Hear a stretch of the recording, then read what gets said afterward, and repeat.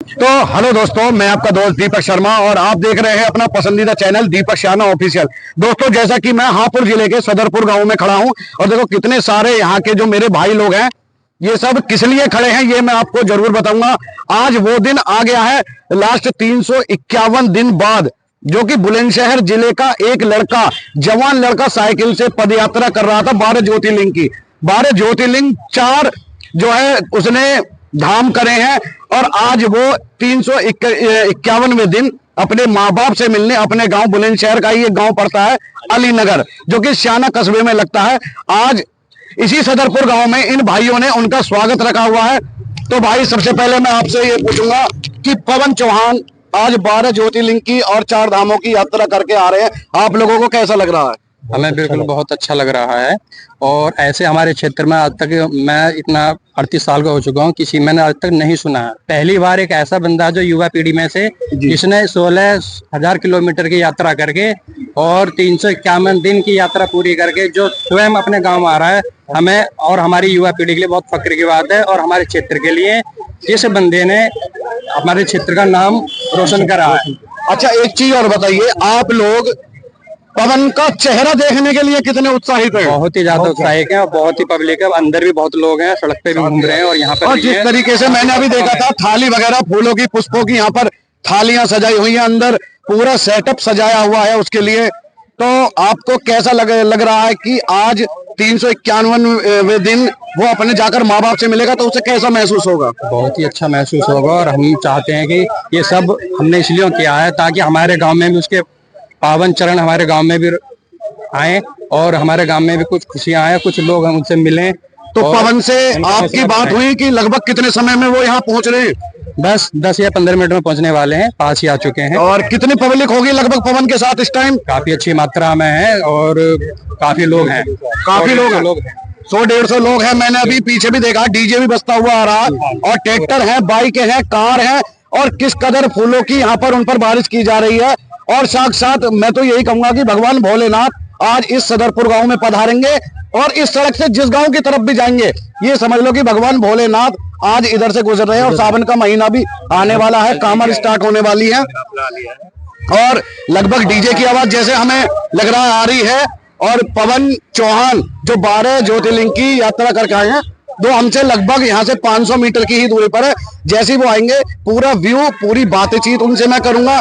किस किस तरह की उन्हें कठिनाइयों का सामना करना पड़ा, क्या क्या अलग अलग जगहों पर यहाँ पर उनके लिए व्यवस्था थी, किस तरीके से किन कठिनाइयों में उन्होंने अपनी यात्रा को पूर्ण किया। तो वीडियो में कहीं मत जाइएगा, बराबर बने रहिएगा। हर हर महादेव, हर हर महादेव, हर हर। अभी पवन चौहान जी के आने में लगभग 10 से 15 मिनट है, तब तक मैं आपको अंदर का माहौल दिखा देता हूँ, किस किस तरीके की उनके स्वागत के लिए व्यवस्था की गई है। तो चलिए लेके चलता हूँ आपको अंदर की तरफ। तो देखिए, यहाँ पर उनके रुकने की व्यवस्था की गई है और खान पान की व्यवस्था की गई है। कोल्ड ड्रिंक्स रखी गई हैं, फल रखे गए हैं, नमकीन है और रबड़ी बनवाई गई है स्पेशल पवन चौहान के लिए, जो 12 ज्योतिर्लिंग की यात्रा करके अपने घर लौटे हैं 351वें दिन। तो बस थोड़ा ही समय रह गया है। कुर्सी देखिए यहाँ पर बिछा दी गई हैं और पवन चौहान के लिए एक अलग से चौकी लगाई गई है। ये वाली, ये चौकी है जिस पर आकर पवन चौहान बैठेंगे और लोगों से बातचीत करेंगे।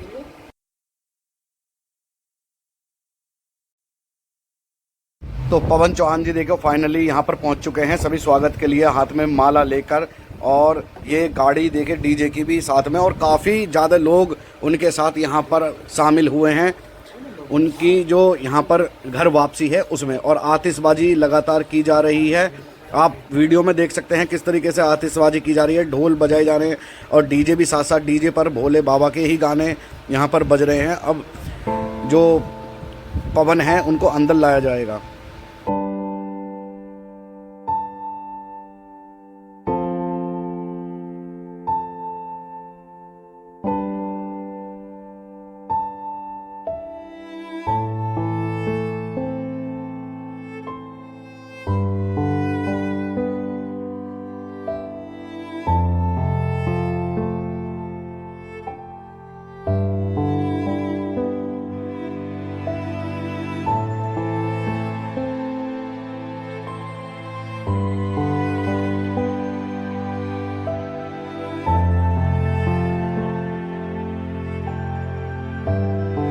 तो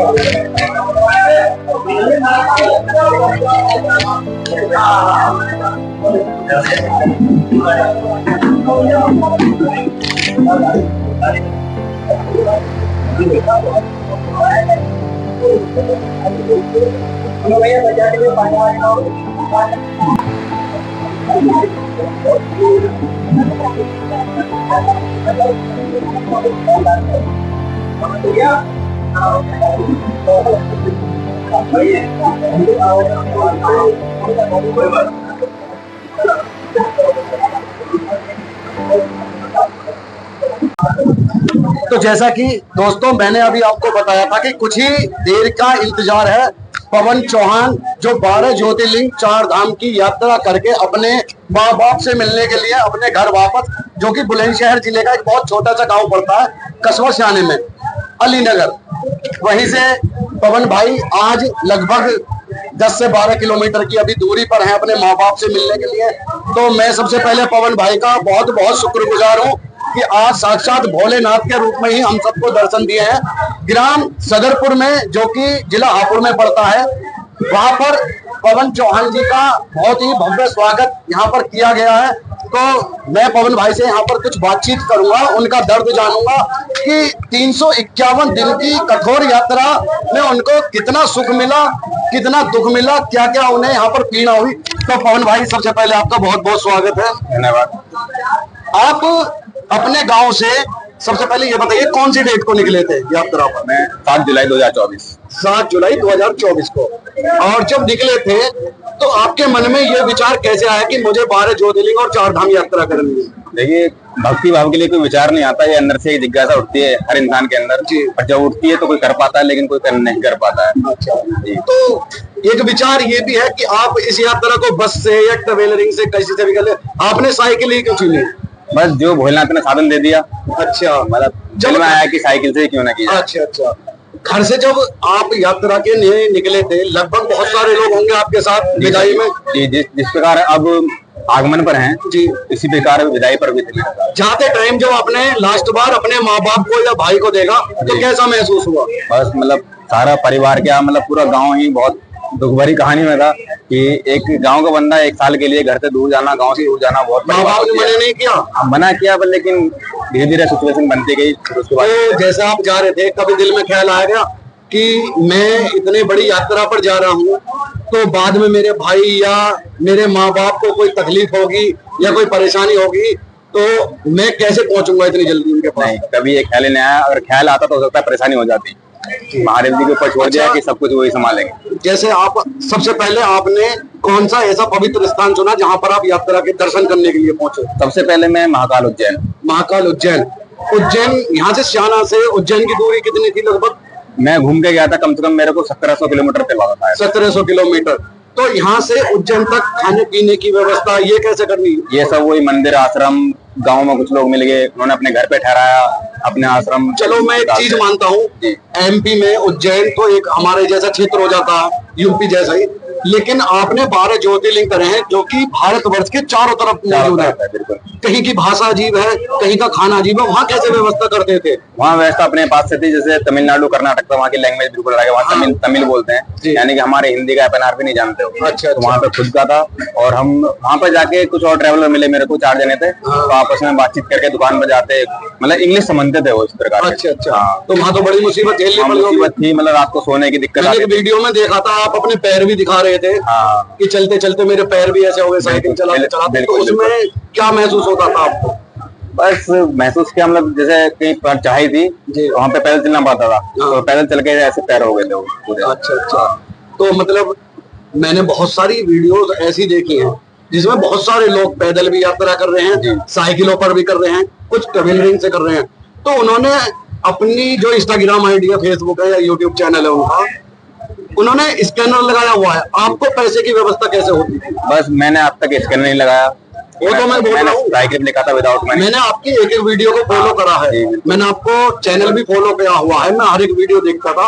और वीडियो देखने का मतलब ये नहीं है कि मैं हर वीडियो पे ही कमेंट करता था, लेकिन मैंने आपके चैनल पर स्कैनर लगा हुआ कभी नहीं देखा। कभी नहीं। तो कभी पैसों की दिक्कत नहीं आई? कभी दिक्कत नहीं आई। प्लस में जैसे अब यहाँ पर आए हैं तो व्यवस्था महादेव ने पहले यहाँ पर कर रखी है स्वागत में, तो इसी प्रकार से रास्ते में लोग मिलते गए, कोई खाना, कोई केला, कोई सेब, इस प्रकार से ऐसा वो हेल्प करते गए। जैसे आप तमिलनाडु की बात बता रहे हैं या और भी ऐसी है, कहीं कहीं जंगलों से भी गुजरना पड़ता होगा और वहाँ पर आदिवासी रहते हैं तो वहाँ पर खतरा ज्यादातर रहता है, तो वहाँ पर आप किस तरीके से मतलब उस जंगल को क्रॉस कर किसी के साथ जाते थे? अकेले अकेले सब बोले कि कृपा थी। अच्छा, 351वें दिन आज आपसे लास्ट सवाल मैं ये पूछूंगा, यहाँ पर इतने सारे लोग मौजूद हैं, आपको इतना सारा प्यार मिल रहा है, आपको भोलेनाथ ने, मैं कहता हूँ कि इतनी शक्ति दे, जब आप अपने घर की चौखट पर पहुंचेंगे और आप अपने भाई बहन को और माँ बाप को देखेंगे तो आप कैसा फील करेंगे? वो तो वही वक्त बताएगा क्योंकि अभी रात ही मैंने खुशी हो रही है, क्योंकि पहली बात जो मेरे क्षेत्र के हैं, मेरे गांव के लोग हैं, वो मेरे को घर से 30 किलोमीटर पहले लेने पहुंचे हैं, तो सबसे बड़ी खुशी तो वही है, वो मैं बयान नहीं कर सकता। घर से कौन कौन आया? घर से सब मतलब बहन है, भाई हैं और बाकी यार दोस्त गांव के सभी लोग पहुंचे हैं। मम्मी पापा नहीं आए? अभी घर पे ही हैं। घर पे इंतजार कर रहे हैं, बेटा जैसे आएगा सीने से लगा लूंगी, हैं? अभी मैंने रात आपकी एक वीडियो देखी थी, उसमें आप भावुक हो रहे थे जी। अब ये मुझे जानकारी नहीं है वो वीडियो कब की थी, आपने माँ का जिक्र करा था कि 351 दिन मुझे पूरे हो गए हैं, कल मैं अपनी माँ से मिलूंगा, तो जिस टाइम आप वीडियो बना रहे थे आप बहुत भावुक हो रहे थे, तो क्या माँ की याद आ रही थी उस टाइम? बिल्कुल, देखो जब हर चीज पास में हो तो माँ की क्या हर किसी की याद आती है। तो दोस्तों, जैसा कि पवन चौहान मेरे साथ यहाँ पर मौजूद हैं और जिला बुलंदशहर से बिलोंग करते हैं, और आज तक का ये रिकॉर्ड रहा है कि जिला बुलंदशहर से यात्राएं तो बहुत हुई हैं, कांवड़ बहुत आई हैं, वैष्णो देवी की यात्रा हो, बागड़ की यात्रा हो, केदारनाथ की यात्रा हो, कहीं की भी वो यात्रा हो, लेकिन जैसा मेरे भाई पवन ने हमारे शाने का, अपने गांव का, अली नगर का नाम रोशन करा है, ये पूरे उत्तर प्रदेश को छोड़िए, पूरे भारत को छोड़िए, पूरे विश्व में इस टाइम पवन चौहान की चर्चाएं हैं, और मैं पवन चौहान को यहाँ पर बधाई देता हूँ कि आगे भी वो ऐसा काम करते रहे। और हमारे लिए, हम सबके गाँव वासियों के लिए बड़े गौरव की बात है कि पवन भाई ने कितने किलोमीटर की यात्रा थी? ये कम से कम टारगेट तो 12 किलोमीटर 12,000 का था जी, लेकिन 16,000 किलोमीटर से ऊपर 16,000 किलोमीटर की यात्रा साइकिल से करी है भाई। साथ में नेपाल भी गया था। अगर मैं ये कह दूं कि जैसी गर्मी आज पड़ रही है, इस टाइम जून का महीना चल रहा है, कि 2 किलोमीटर से आपको 2 किलो वजन लेके आना है, तो मेरा ख्याल है कि आप 2 कदम जाने में भी हिचकिचा जाएंगे, लेकिन यहाँ पर 16,000 किलोमीटर की यात्रा करके आज पवन भाई अपने माँ बाप से मिलेंगे, तो हम सब गाँव वासियों की इनके लिए शुभकामनाएं हैं, आगे भी ऐसे ही काम करते रहें और साक्षात भोलेनाथ के हम लोगों को दर्शन हुए हैं। तो ये थी मेरी पहली मुलाकात पवन भाई से, आगे जैसी भी मुलाकात होगी मैं पवन भाई से करता रहूंगा। और वीडियो पसंद आए तो लाइक करना, कमेंट में अपनी राय देना, हर हर महादेव लिखना, वीडियो को ज्यादा से ज्यादा शेयर करना। मिलता हूं आपसे ऐसे ही एक अगली वीडियो में, तब तक के लिए जय भोलेनाथ, जय केदारनाथ।